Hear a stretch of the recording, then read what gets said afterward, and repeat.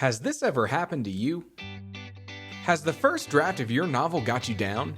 Are you making mistakes in your first draft that have you backtracking and editing? But isn't this a first draft that's supposed to be full of mistakes? It sounds to me like this idiot needs to learn about the Protodraft. The Protodraft? What's that? Wait, did you just call me an idiot? The Protodraft is your answer to actually making progress in writing your story. If you find yourself stuck over and over again with editing your first draft, or getting partway through your story and needing to make a big change, then the Protodraft is for you. But how is that different than a first draft? Watch the video to find out, you moron. Why are you being so neat? The Protodraft is your playground, your sandbox for writing a novel that works. It allows you to play around and find the heart of your novel. Try a Protodraft today. Side effects include making hella progress in your writing, extreme satisfaction in your story, word counts through the roof, and a ton of editing following the completion of your draft.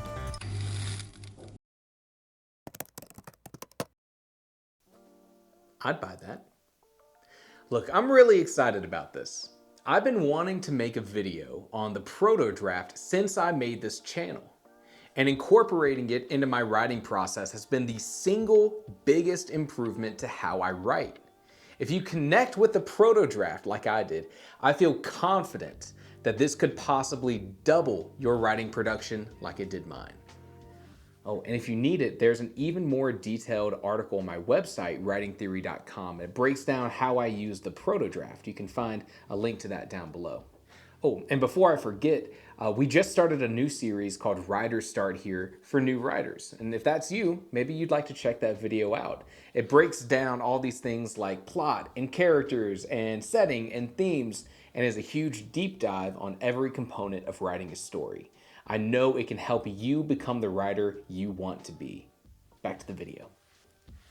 Let's start by talking about first drafts.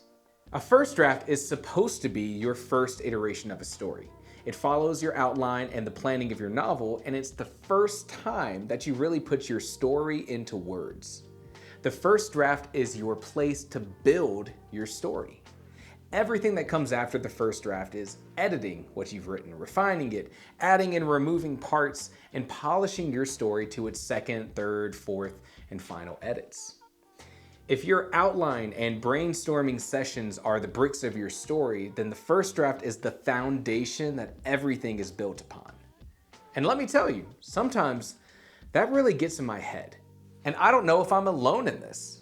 So let me know below if you felt something similar to this. When I start my first draft, it feels like I'm officially beginning my story.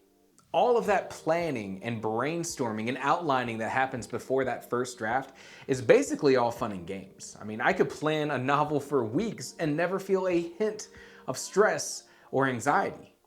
But when it comes to writing that first draft, I start questioning all kinds of things. It may be something as simple as, is this chapter entertaining? Is this the right time to write this scene, or should that scene come later?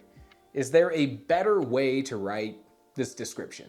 And that's all really simple stuff in a first draft. And that's all really easy to edit. You can shift chapters around or redo bits of your writing.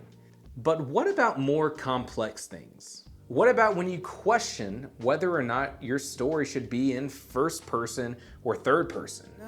And what about when you start to wonder if your main character is working, or if a major location needs a name change, or if your antagonist has the right motivations? What if your theme isn't connecting to your story? These are the kind of anxieties that hit me when I write, especially because it's so easy to get lost in the writing of your novel, to get in the weeds of all the details, that you lose the big picture. You start focusing on all the decisions to make your story as great as it can be, and you forget what it's like to experience that story for the first time. Yes, you aren't alone. You aren't alone. Everyone feels this way as they write. It may not hit you for 20,000 words. It may not hit you for 50,000 words, but you spend so much time in the pages of your story that you start to question whether you're doing the right thing. Okay, I mean, we're getting a little bit in the weeds here. Let's take a step back. Why does the inclusion of something called the Protodraft take those anxieties away? Well, because that first draft feels like the official start of my story, I hold that first draft to a certain standard, even though everyone reaffirms you that your first draft will not be good. But the proto-draft, you see, the proto-draft, first off, it's not an original idea. I did not come up with this. Sometimes I've heard other writers call it draft zero, but it's a complete, no rules, get your story down no matter what draft.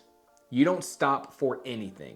You write your story and you try anything that your story needs. Let me give you an example of why the proto-draft is handy. I have a proto-draft I've been working on of an urban fantasy novel. And I had done all of this planning and brainstorming, and I felt like it was finally time to start writing. And I got maybe 15,000 words into the story, and I realized something. This story would simply be better if I scratched writing it in third person and started writing it in first person. The things we were experiencing in the story could just be better presented and processed if we spent more time in that main character's head. Now, I'm aware that third-person omniscient is a perspective that kind of gets you the best of both worlds, but it'll never get you as close to your main character as first person. You're literally in their head. And if that sentence that I just said sounded like a completely other language, then let me know down below. And maybe we'll put together a video all about writing perspectives. It's a great sort of thing to study and get better at. In a first draft, I would have stopped writing and revisited the prior 15,000 words to change it to first person. And it's true, I would need to do that in a future edit, even if I didn't do it right away. But that's a problem for future Carson and those future edits. The most important thing in the beginning of your writing process is simply to write your story. It's the most important thing, the thing that takes the longest amount of time, and the hardest thing to do. So the proto-draft is the answer to this. It's the draft that is focused solely on getting the story down from start to finish. All of the mistakes, the changes, the edits can all come later. In the case of this urban fantasy book, I changed the perspective of the story and I just kept writing. I acted like the whole story was in first person. It was that easy. And I was able to write another 20,000 words without any issue. You can even put in temporary parts of your story. In so many of my stories, I use temporary beginnings. And that might shock you. The opening of your book is so important. But I know by the time I finish writing my proto-draft, I'll know my characters so much better that I'll want to redo the beginning of my story anyways to really get the introduction and the start to their character development right. A proto-draft makes me feel like that's totally okay. I can have a part of my story that I'm planning on completely redoing and I don't have to redo it yet, and I can just keep on writing. In the proto-draft, you can even skip scenes that you don't know how to handle yet. In another story of mine, I had to get my characters from point A to point B, and I was going to use this journey together to explore some backstory for one of the characters and have them grow closer together, but I wasn't sure how to do it without being boring. So you know what I did? I followed the TK edit advice pointed out by Savannah Gilbo, more information in this video, and I made a note to future Carson to write this scene. And then I can continue to write the parts of my novel that I'm more sure of, and I can act like I just have that scene already completed. This was another really good lesson for me to learn. And it's something that I learned because the proto-draft allowed me to explore. Here's a super mind-blowing tip for writers. You do not have to write linearly. What does that mean? Well, it means that you don't have to write every scene in order. If you're super inspired to write that big battle scene, then go ahead and do it. If you want to tackle that moment of backstory and exposition between characters, then do it. If you have a big plot twist that you want to write that happens later in the story, then go write it. You can always adjust it later to fit in with the fine details, but writing that scene needs to happen sooner or later. Why not sooner? Hey, future Carson here, future edits.